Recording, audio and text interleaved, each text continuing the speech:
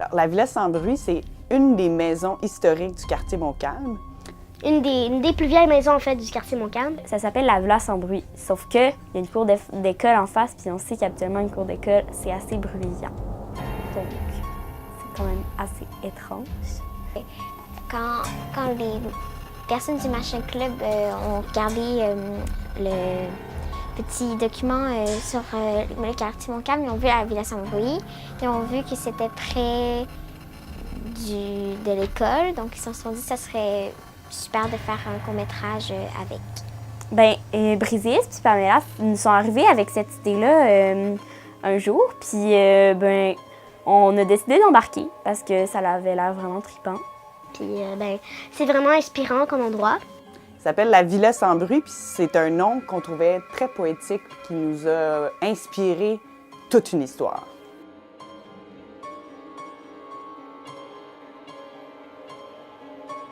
L'histoire du court-métrage, en fait, c'est une bande de jeunes qui sont à l'école, justement. Puis, eux, ils vont semer la terreur partout où ils vont dans la cour d'école. Et puis, ben, eux, les profs, ils en ont assez. Ils ont essayé tout, puis ça marche pas. Fait qu'ils en ont assez. Puis là, ils essayent de partir une rumeur, en fait, sur la Villa Sans Bruit.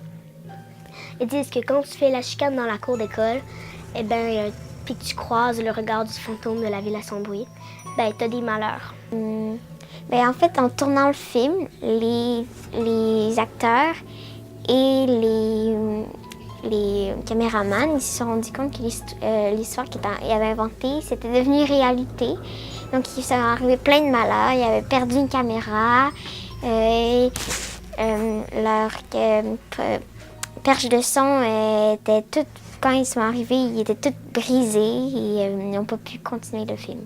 En fait, pendant qu'on faisait le film, ben, on s'est tous ramassés à avoir une grosse épidémie de gastro. Alors, est-ce que c'est à cause de la Villa Sans Bruit qu'on ne sait pas? Est-ce qu'on a pu pas finir le film à cause de ça?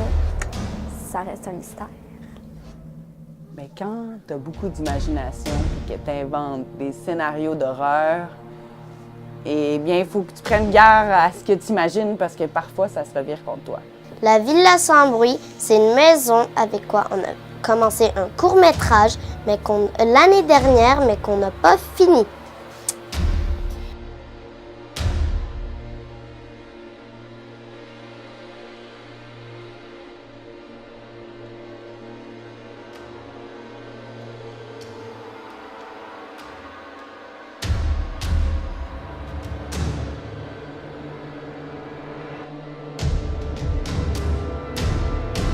C'était l'hiver qui arrivait, puis dans le fond, on voulait faire ça pendant le temps de l'automne. Puis là, ben, il commençait à avoir de la neige, fait que là, on se disait qu'on allait refaire l'année suivante.